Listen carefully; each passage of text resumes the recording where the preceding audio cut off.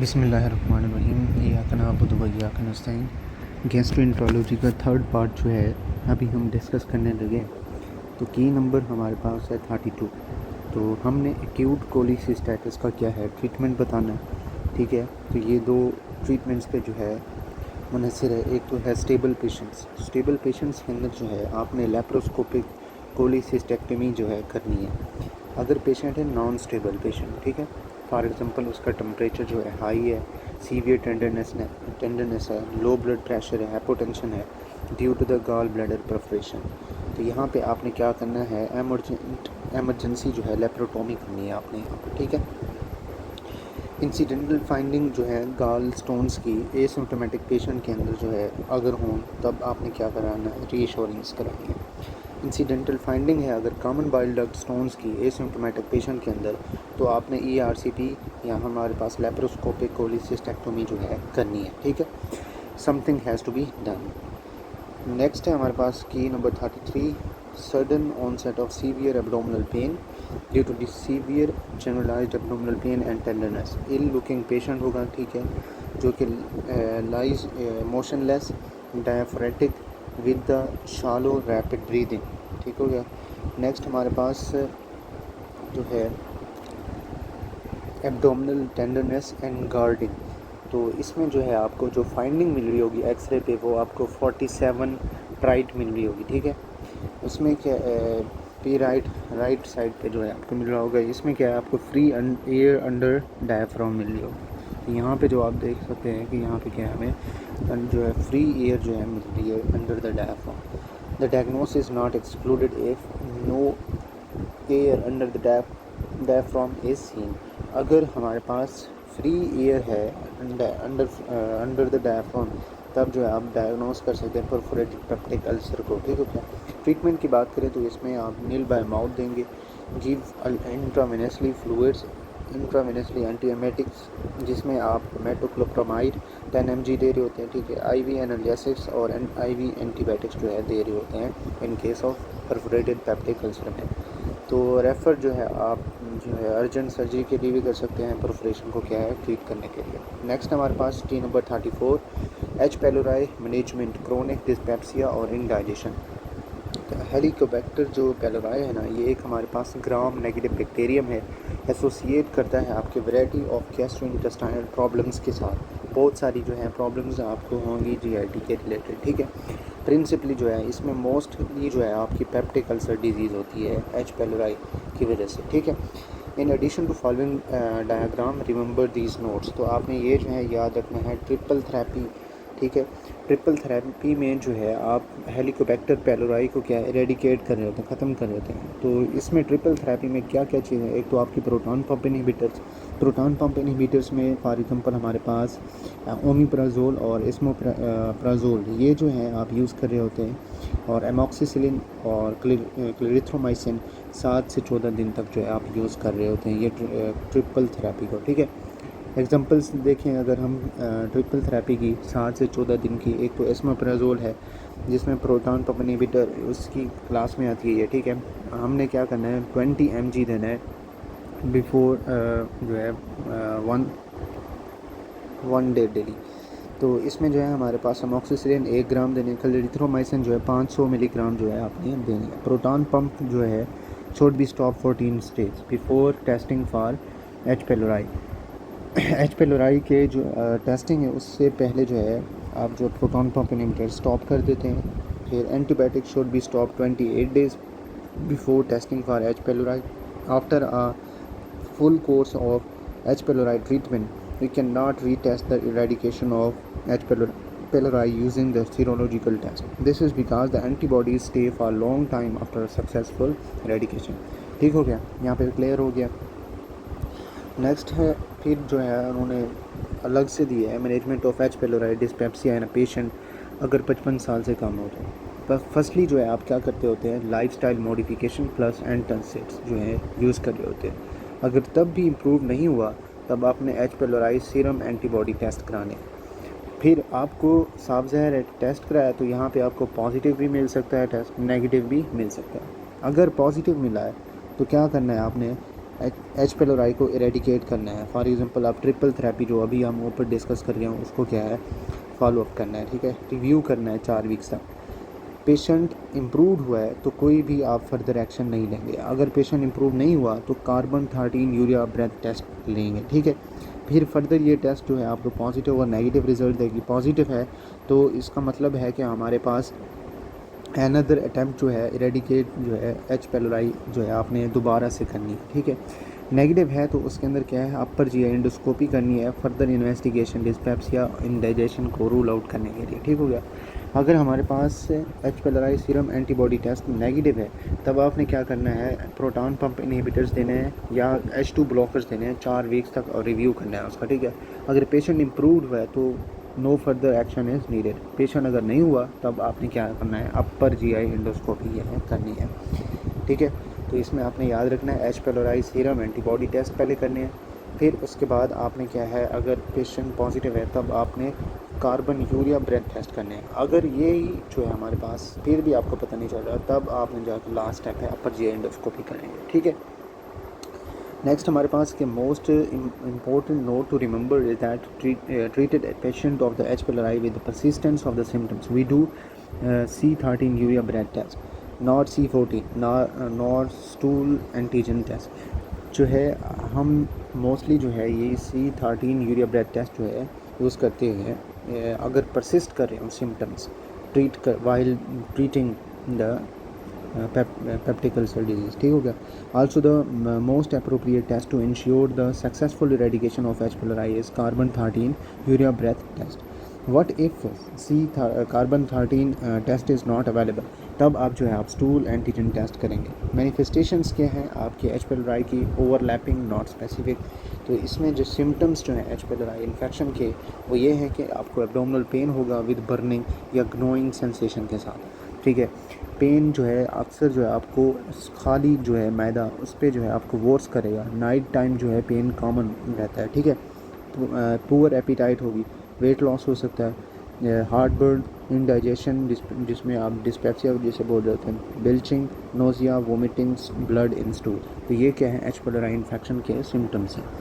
Note if more than 55 year plus dyspepsia plus weight loss urgent upper G endoscopy to exclude oesophageal gastric cancer. अगर 55 साल से कम patient है तब आप जो है सस्पेक्ट कर रहे होते हैं पेप्टिक अल्सर डिजीज़ को। अगर 55 साल से ज़्यादा है तब जो है आप एसोफेजियल या गैस्ट्रिक कैंसर को रूल आउट करने के लिए जी अपर जी एंडोस्कोपी अर्जेंटली कर रहे होते हैं, ठीक हो गया। नेक्स्ट की नंबर 35, इसमें क्या है ulcers at various and unusual site that are resistant to treat. तो इसमें जो है आपने क्या करना है सोचना है ज़ुलिंगर और एलिसन सिंड्रोम के बारे में।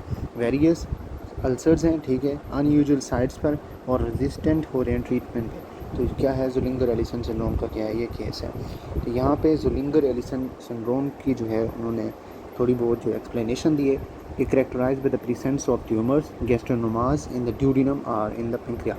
क्या है आपको ड्यूडिनम या पेंक्रियास में क्या है प्रेजेंस ऑफ ट्यूमर्स मिल रहे होंगे, ठीक है। गैस्ट्रोनोमा जो है ये रिलीज़ होता है एक्सेस अमाउंट ऑफ गैस्ट्रिक की फॉर्म में जो कि फर्दर आपकी स्टिमुलेशन करा देता है पैरिटल सेल्स के जो कि स्टोमिक के अंदर कैलोकेट होते हैं।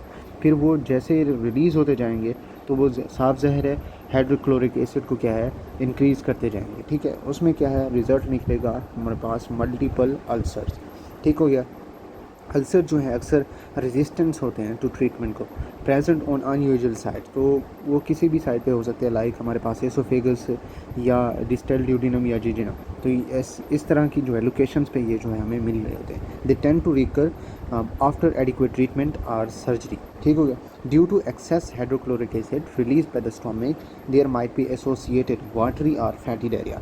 तो ये जो है आपको वाटरी या फैटी डायरिया जो है मिल सकता है अगर हमारे पास हाइड्रोक्लोरिक एसिड इंक्रीज्ड है और रिलीज हो रहा है आपके स्टोमिक से।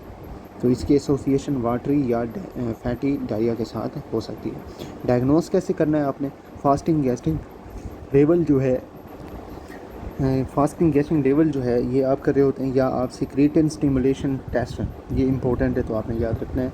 ये जो है आप कर रहे होते हैं ज़ुलिंगर एलिसन सिंड्रोम के लिए, ठीक है, टेस्ट। फिर ज़ुलिंगर एलिसन सिंड्रोम के ये जो है उन्होंने पिक्चर दी है। अगर हमारे पास लाइक पेंक्रियास है, तो ये non beta islet cells, islets of Langerhans. तो इसमें क्या है, गैस्ट्रिन जो है जा रही है पेरिटल सेल्स में, पेरिटल सेल्स से जो है हाइड्रोक्लोरिक एसिड बढ़ जाएगा, हाइड्रोक्लोरिक एसिड के बढ़ने की वजह से जो है आपको मल्टीपल जो है अल्सर्स मिलेंगे डिफरेंट जगहों पे, या तो एसोफेगस पे हो सकती है, डिओडिनम के अंदर हो सकती है, तो इस तरह की जो है अल्सर फार्मेशन आपको मिल रही होगी। अगर हम क्लिनिकल की बात करें तो आपको एब्डोमिनल पेन मिलेगा, क्रोनिक डायरिया में, डिस्पेप्सिया, वेट लॉस और जीआई ब्लीडिंग जो है मिल रही होती है। तो मोस्टली ज़ुलिंगर एलिसन सिंड्रोम के अंदर जो है आपसे टेस्ट पूछ लेता है कि डायग्नोस हम कैसे करते हैं, तो आपने बताना है कि सीक्रेटिंग जो है टेस्टिंग कर रहे होते हैं, फास्टिंग गैस्ट्रिन सिक्रेशन जो है उसका टेस्ट कर रहे होते हैं, ठीक हो गया। नेक्स्ट एग्जांपल सिनेरियो है कि a patient has recently received a full course for the H pylori eradication, he now attends with burning retrosternal pain for the few days, endoscopy is done and it shows multiple ulcers। तो यहाँ पे आपको निशानी जो है मिल गई है in the lower oesophagus, stomach and the duodenum. What should be done next regarding the investigation. तो ये वही है जो मैं आपको अभी ऊपर जो बताया है कि हमसे जो है इस रिलेटेड ज़ुलिंगर एडिसन सिंड्रोम के वो टेस्ट पूछते होते हैं। तो आपने बताना है फास्टिंग गैसिंग लेवल, या बेस्ट है हमारे पास यही बेस्ट जो है हमारे पास फास्टिंग गैस्ट्रिंग लेवल होता है, फिर या आप ऑप्शन में हो तो सीक्रेटिंग स्टिमुलेशन टेस्ट भी आप सेलेक्ट कर सकते हैं। Do not get tricked and pick C13 urease test. तो ये जो है आपने पिक नहीं करना in case of Zollinger Ellison syndrome के अंदर, एक्सेप्ट जो है आप पेप्टिक अल्सर डिजीज़ के अंदर जो है इसको सेलेक्ट कर सकते हैं। Note that endoscopy is already done and shows that multiple ulcers are seen through although he had previously been treated. Refractory or resistant multiple ulcers on the unusual sites. Think आपने किस बारे में जो है सोचना है, ज़ुलिंगर एलिसन सिंड्रोम के बारे में। ऑर्डर आपने क्या करा देना है, फास्टिंग गैस्ट्रिंग लेवल जो है चेक करना है। 36 है, इसमें क्या है आपने अल्सरेटिव कोलाइटिस का ट्रीटमेंट बताना है। हम पहले से भी जो है इसको डिस्कस कर चुके हैं। तो to induce remission mild to moderate ulcerative colitis है, तो यहाँ पे आप जो है रेक्टल मिसलाजाइन जो है आप यूज़ कर लेते हैं। इफ़ नॉट रिस्पॉन्डिंग देम जो है आप ओरल मिसलाजाइन जो है यूज़ कर लेते हैं। अगर सीवियर हमारे पास अल्सरेटिव कोलाइटिस है तो आपने पेशेंट को एडमिट करना है और आपने क्या देना है, इंट्रावेनसली हाइड्रोकॉर्टिसोन, ठीक हो गया। मेंटेन रखना है अगर रिमिशन को, तो आपने ओरल मिसलाजाइन देंगे। तो अगर ये वर्क ना करे तो ओरल जो है एज़ाथियोप्राइन, या आप ओरल जो है हमारे पास मेरकैप्टोप्यूराइन जो है दे रहे होते हैं। नोट मिसलाजाइन इज़ 5 ASA अमाइनोसैलिसाइक्लिक एसिड की एक क्लास में से, ठीक हो गया। नेक्स्ट क्रोन्स डिजीज़ का भी जो है आपने ट्रीटमेंट बताना है। To induce remission oral prednisolone, first line जो है आप ये देते होते हैं, सेकंड जो है ब्यूटिनोसाइड दे रहे होते हैं, ठीक है। अगर दोनों ऑप्शन में ना हो तो तब आपने क्या है, मिसलाजाइन जो है सेकंड लाइन जो है इसको सिलेक्ट करना है। To maintain remission oral azathioprine, और या हम मेरकैप्टोप्यूराइन जो है दे सकते हैं। When we decide that it is the severe ulcerative colitis. तो फार्मूला हमने पार्ट 1 के अंदर भी पढ़ा था कि रूल करना है आपने 6, 30 और 90 का। अगर 6 बाउल मूवमेंट्स पर डे के लिहाज से ज़्यादा हों, आपकी बाउल मूवमेंट 6 से ज़्यादा हों पर डे के लिहाज से, तब हमारे पास विजिबल ब्लड जो है आपकी लार्ज अमाउंट्स में जो है नज़र आने लगेगा। और ESR इसमें एरिथ्रोसाइट सेडिमेंटेशन रेट जो है 30 से ज़्यादा हो, और आपको यहाँ पे वाइट ब्लड सेल्स भी जो है इंक्रीज़ मिल रहे होंगे। हार्ट रेट जो है माइल्डली टैकीकार्डिक जो है मिलना चाहिए, 90 के इर्द गिर्द होना चाहिए, ठीक है। टेम्परेचर में जो है आपको माइल्ड फीवर भी होना चाहिए। एनीमिया के अंदर जो है लो हीमोग्लोबिन जो है आपको सिम्टम्स देंगी पैलर और फटीग वगैरह के, ठीक है। फिर आपने ट्रीट कैसे करना है इसको, पेशेंट को एडमिट कराना है और IV हाइड्रोकॉर्टिसोन जो है देने हैं, ठीक हो गया। नेक्स्ट सिनेरियो दिया गया है कि history of indigestion, long history of ibuprofen NSAID intake, sudden onset, severe abdominal pain, abdominal rigidity और एब्सेंट द बाउल साउंड्स। तो इसमें क्या है, आपको लाइंग मोशनलेस भी मिल गया। तो ये आपका किस चीज़ का केस है, परफोरेटेड जो है पेप्टिक अल्सर का क्या है केस है। इन्वेस्टिगेशन आपने क्या करनी है, इरेक्ट चेस्ट एक्सरे करना है, ठीक है। तो वहाँ पे आपको क्या मिलेगी, एयर अंडर डायफ्राम मिलेगी। प्राइमरी डायग्नोस्टिक इन्वेस्टिगेशन क्या है इसके अंदर, पर GI एंडोस्कोपी है। It can diagnose and look for the source of bleeding and stop it, ठीक हो गया। तो यहाँ पे देखें तो आपको जो है फ्री जो है एयर मिले अंडर द डायफ्राम, ठीक हो गया। नेक्स्ट ट्रीटमेंट है। ट्रीटमेंट में जो है आप IV फ्लूइड्स, एनाल्जेसिक, एंटीएमेटिक्स और एंटीबायोटिक्स ऑल IV। आपने ओरल कोई चीज़ नहीं देनी, आपने इंट्रावेनसली जो है सारी चीज़ें देनी है। तब आपने रेफ़र कर देना है अर्जेंट सर्जरी के लिए। की है 38 the treatment for coeliac disease, gluten free diet जो है आपने देनी है।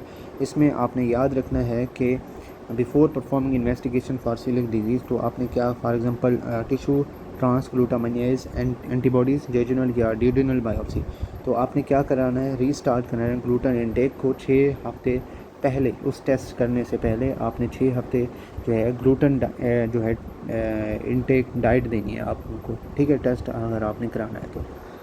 नेक्स्ट है हमारे पास की 38, तो सॉरी 39, इसके अंदर क्या है, हेरिडिटरी हीमोक्रोमेटोसिस है। तो ये एक हमारे पास ऑटोसोमल रिसेसिव डिजीज़ है, ठीक है। इसमें क्या है, आपको increase intestinal absorption of iron जो है मिल रही होती है, ठीक है, आयरन अकामुलेशन। इसमें क्या है, आपके टिश्यूज़ में डिपोजिशन हो जाती है आयरन की। फॉर एग्ज़ाम्पल हमारे पास लीवर एक ऑर्गन है, तो ये आयरन डिपोजिशन का एक मेन ऑर्गन है। इसमें क्या है, आपको रिज़ल्ट जो मिलेगा, हेपेटोमेगैली मिल रही होगी, सिरोसिस मिल रहा होगा, hepatocellular carcinoma is equal to hepatoma, hepatic cancer के जो है रीज़न हो सकती है ये, ठीक है।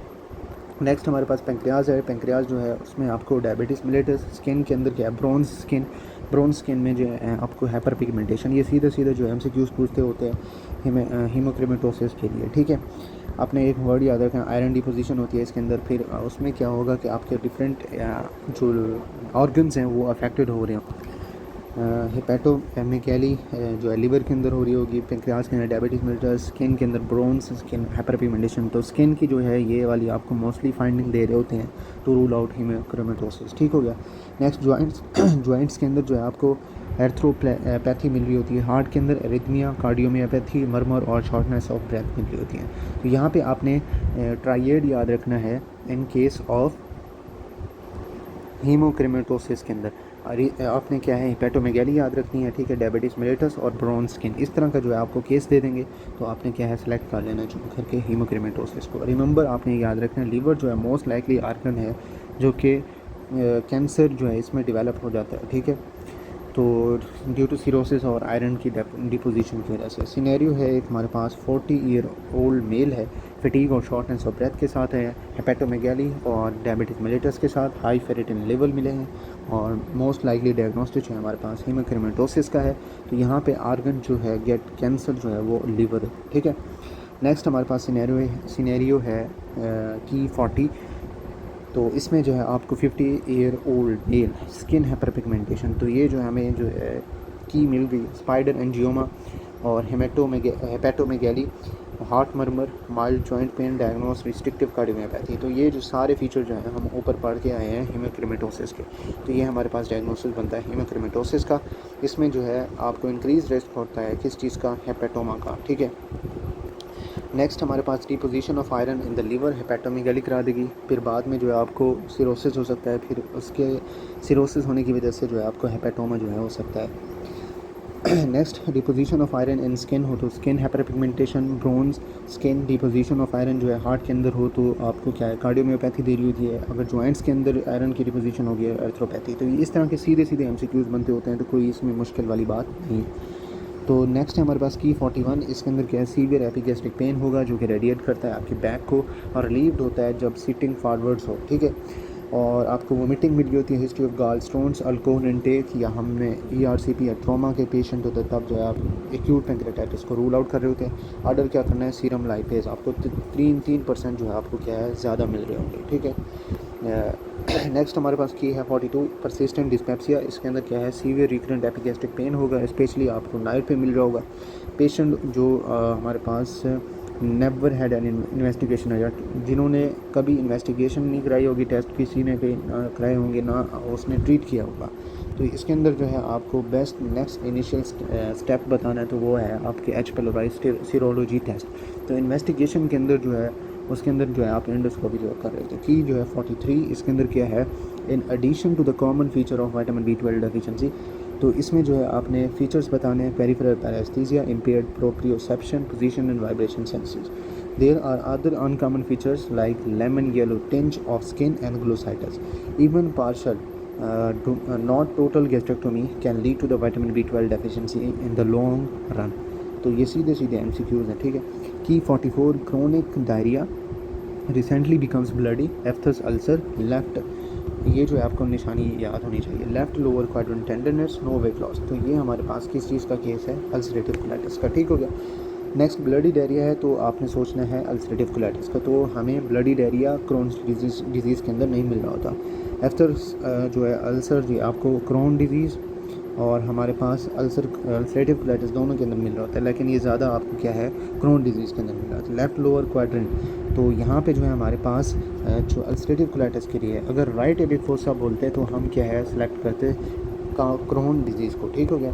नेक्स्ट वेट लॉस जो है मोर प्रोमिनेंट होता है विद क्रोन डिजीज़ के साथ, तो यहाँ पे there is no weight loss, therefore ulcerative colitis is more likely the diagnosis. Key number है 45, chronic diarrhoea plus abdominal discomfort, weight loss, endoscopy shows cobblestone mucosa. तो ये हमारे पास क्रोन्स डिजीज़ का क्या है केस है। सिनेरियो एक दिया गया है, 42 साल का एक मेल है, ठीक है, dysphagia to both solids and liquids, occasionally there is severe retrosternal pain, barium swallow, dilated esophagus that tapers toward the distal end। तो यहाँ पे आपने किस चीज़ को रूल आउट करना है, एक्लेजिया को। ठीक हो गया। ट्रीटमेंट क्या है, आपने क्या करानी है, लोअर एसोफेजियल स्फिंक्टर की क्या डायलेशन करा देनी है। एक्लेजिया है क्या, ये ऊपर भी हम जो है पार्ट 1 के अंदर डिस्कस कर चुके हैं कि ये इसमें क्या होता है, आपकी लोअर एसोफेजियल जो एक स्फिंक्टर है वो प्रॉपर जो है रिलैक्स नहीं हो रही होती। ठीक है, तो यहाँ पे आप पढ़े हैं तो यहाँ पे हमें एसोफेगस डायलेटेड मिल रही है, लेकिन उसका जो डिस्टल एंड है ना, लाइक यहाँ पे हमारे पास यहाँ से आपको सही मिल रही होगी एसोफेगस। ठीक है, तो यहाँ पे आके जो है आपको इस तरह बर्ड्स बी का अपीयरेंस दे देगी इन केस ऑफ एक्लेजिया। ठीक है, तो इसमें idiopathic loss of neural normal neural structure होगा। ठीक है, और लाइक हमारे पास increase lower oesophageal resting pressure जो है आपको मिल रहा होता है। इन्वेस्टिगेशन में जो है आप एक्सरे में जो है मेगा एसोफेगस देख रहे होते हैं, लार्ज और या हमें डायलेटेड एसोफेगस नज़र आ रही होती है। बैरियम मील में क्या है, आपको बर्ड्स बी का अपीयरेंस नज़र आ रही होती है डिस्टल एंड ऑफ एसोफेगस पर। डायलेटेड एसोफेगस जो है टैपर्स करती है narrow toward the distal end of the oesophagus. Most accurate test कौन सा है, एसोफेजियल मैनोमेट्री। इंक्रीज्ड इसमें क्या है, आपको लोअर एसोफेजियल रेस्टिंग प्रेशर मिल रहा होता है। ठीक है, ट्रीटमेंट में आपने क्या कराना है, लोअर एसोफेजियल स्फिंक्टर की क्या है डायलेशन करा देनी है। सिनेरियो है हमारे पास 47, 40 ईयर ओल्ड वुमन है, प्रूराइटिस है, जोंडिस है, इंक्रीज ALP है, नॉन केस ऑफ सजोर्डन सिंड्रोम। ठीक है, तो सजोर्डन सिंड्रोम के अंदर क्या है, आपको मोस्टली वुमेंस जो है अफेक्टेड मिल रही होती हैं। तो इसकी इन्वेस्टिगेशन आपने कैसे करनी है, एंटी माइटोकॉन्ड्रियल एंटीबॉडीज़ करानी है। और डायग्नोस क्या है हमारे पास, प्राइमरी बाइलरी सिरोसिस। ठीक हो गया। नेक्स्ट हमारे पास प्राइमरी बाइलरी सिरोसिस के 3M जो है हम ऊपर भी पढ़ चुके हैं, डिस्कस करने हैं कि एक तो हमारे पास anti mitochondrial antibodies, middle aged female और IgM। तो ये जो है आपका एक ऐसे समझे ट्राइएड है to rule out primary biliary cirrhosis. Other feature जो है उसमें आपको प्रोराइटिस जिसमें स्किन एक्सोक्रिएशंस मिल रही होती है, इंक्रीज अल्कलाइन फास्फेटेज और जॉर्डिन्स मिल रही होती है। कॉमन एसोसिएशन जो है आपको सजोर्डन सिंड्रोम के साथ कौन सी मिल रही होती है, बाइलरी प्राइमरी बाइलरी सिरोसिस। ठीक हो गया। नेक्स्ट है हमारे पास प्राइमरी स्क्लेरोसिंग कोलांजाइटिस। इसको डायग्नोस कैसे करते हैं आप, ERCP के ज़रिए से। कॉमन एसोसिएशन जिसमें इन्फ्लेमेटरी बाउल डिजीज़ पार्टिकुलरली जो है आपकी अल्सरेटिव कोलाइटिस है। ठीक हो गया। नेक्स्ट जो हमारे पास मोर या लेस सिमिलर होती हैं वो क्या होती है, प्रूराइटिस, जॉर्डिन्स, इंक्रीज ALP आपको क्या मिल रहा होता है। ट्रीटमेंट क्या है, बहुत कंडीशंस के अंदर आप जो है आप अर्सोडीऑक्सी कोलिक एसिड और हमारे पास कोलिस्टेरामाइन दे रहे होते हैं। रिमेंबर रखना है आपने, middle age female, abnormal LFTs, secondary amenorrhoea, auto immune disease, thyroid disease, vitiligo. इसके अंदर आपको ऑटो इम्यून हेपेटाइटिस कई दफ़ा आ चुका है, ये कंफ्यूजिंग टर्म है। कंफ्यूजिंग जो है आपको एक इस तरह का क्लिनिकल केस बना के देंगे तो आपने यहाँ पे कंफ्यूज नहीं हो। क्या है, मिडल एज फीमेल है, एबनॉर्मल एलेप्टीज और secondary amenorrhoea, auto immune disease एक कोई ना कोई आपके रिलेट करी होगी, विटिलिगो, डायबिटीज़ टाइप 1 या थायराइड डिजीज़ जो है एसोसिएट कर सकती है। ठीक हो गया। इसमें क्या ALP आपको नॉर्मल या माइल्डली एलिवेटेड मिल रहा होता है। नेक्स्ट है हमारे पास, a patient with a history of peptic ulcer is prone to get perforated peptic ulcer after surgery। why? तो इसके अंदर क्या है, एक रीज़न है हमारे पास स्ट्रेस, जिसकी वजह से जो है ऑपरेशन हुआ। ठीक है, इस ऑपरेशन जब हुआ तो वो आपकी जो गैस्ट्रिक एसिड की प्रोडक्शन है उसको क्या है इंक्रीज़ कर देगा स्ट्रेस। ठीक है, और तभी ये हमारे पास क्या है परफोरेटेड पेप्टिक अल्सर का क्या है केस बन जाता है। ठीक हो गया। सिनेरियो है कि patient of history of the peptic ulcer underwent surgery to remove the head of the pancreas due to the cancer. तो जो उसका हेड ऑफ का इलाज था उसको क्या है कैंसर हो रहा था, इसलिए जो है उसकी सर्जरी की गई, ठीक है। हिस्ट्री है ये हमारे पास। Few days later he develops abdominal pain with rigidity, tenderness, guarding. The vitals are as follows: mild fever, hypotension, tachycardia. तो ये हमारे पास परफोरेटेड पेप्टिक अल्सर का क्या है केस है। एक्यूट एब्डोमिनल शॉक, या हमारे पास नेक्स्ट स्टेप जो है इसमें इरेक्ट चेस्ट और एब्डोमिनल एक्सरे कर रहे होते हैं, और ये आपको एयर अंडर डायफ्राम जो है मिल रही होती है। We perform erect chest and the abdominal X-ray to look for air under diaphragm seen in perforated peptic ulcer, not ultrasound nor CT scan। तो ये जो है आपको erect chest और एब्डोमिनल एक्सरे पे क्या नज़र आ रही होती है। तो ये आपको अल्ट्रासाउंड या सीटी स्कैन पे नज़र नहीं आएगी एयर अंडर डायफ्राम, ये आपको सिर्फ और सिर्फ इरेक्ट चेस्ट और एब्डोमिनल एक्सरे पे जो है नज़र आएगी, ठीक हो गया। की नंबर 49। तो वीडियो भी लंबी हो रही है तो हम 50 तक करते हैं, फिर जो है फर्दर एक और पार्ट बना लेंगे, ठीक हो गया। की है 49। In a patient with a positive IgA and tissue transglutaminase suggestive of the celiac disease, we still need to confirm the diagnosis by jejunal or duodenal biopsy before advising the patient to eliminate the gluten from their diet, ठीक हो गया। Next scenario है कि diabetic mellitus type 1 patient with intermittent diarrhoea, abdominal blotting, tiredness over the last few months was found to have the positive tissue transglutaminase antibodies. What is the next step? तो इसमें क्या है, celiac disease जो है आपने confirm diagnose कराना है उसको जेजिनल ड्यूडेनल बायोप्सी से, before advising the patient to go on the gluten free diet, ठीक हो गया। नेक्स्ट हमारे पास remember that celiac disease can be associated iron deficiency anaemia के साथ जो है मोस्ट कॉमनली एसोसिएट हो रही होती है। फोलिक एसिड डेफिशिएंसी है तो ये सेकंड मोस्ट जो है कॉमन एनीमिया जो है करा सकती है, ठीक है। Vitamin B12 deficiency third commonest anaemia है। Osteoporosis, T cell lymphoma, intestinal lymphoma rare होता है। डर्मेटस हर्पेटिफॉर्मिस ये आपको जो है मोस्ट कॉमनली जो है स्किन जो है पेरेंट्स मिल रही होती है, ठीक हो गया। डायबिटीज़ टाइप 1 जो है ये भी आपको जो है मोस्ट कॉमन फाइंडिंग मिल रही होती है इन case of the celiac disease। Next है हमारे पास है 50 की नंबर। इसमें क्या है, patient came from Kenya, a country in the Africa, develops water diarrhoea with abdominal cramping. यहाँ पे जो है आपको ऑर्गेनिज्म एस्चेरिचिया कोलाई जो है ये डायरिया करा रहा है, ठीक है। ट्रैवलर डायरिया हो तो उसके अंदर शॉर्ट पीरियड हो, सेल्फ लिमिटिंग 72 घंटे यानी कि हमारे पास 3 दिन गुजर चुके हैं। तो इसमें क्या है, हिस्ट्री ऑफ ट्रैवल अफ्रीका हो तो एस्चेरिचिया कोलाई को क्या है आपने सेलेक्ट करना है। History of travel to Europe, watery non bloody diarrhoea है, वेट लॉस है अगर क्रोनिक हो, एब्डोमिनल पेन, ब्लोटिंग सिम्टम्स जो है मोर देन 10। तो यहाँ पे जो हमारे पास ऑर्गेनिज्म है वो GRDI, ठीक हो गया। नेक्स्ट हमारे पास history of travel, prodrome, initially high fever, high grade headache, myalgia. तो यहाँ पे ब्लडी डायरिया आपको भी मिलना है, तो यहाँ पे आपको क्या है रूल आउट करना है कैम्पेलोबैक्टर जेजनी को। तो यहाँ पर जो है हमारे पास पार्ट 3 था। गैस्ट्रोएंटरोलॉजी का जो है पार्ट 4 वो जो मैं अभी बना देता हूँ, ठीक है। तब तक अल्लाह हाफ़िज़। कोई अगर क्वेश्चन हो तो आप जो है कमेंट में कर सकते हैं, ठीक।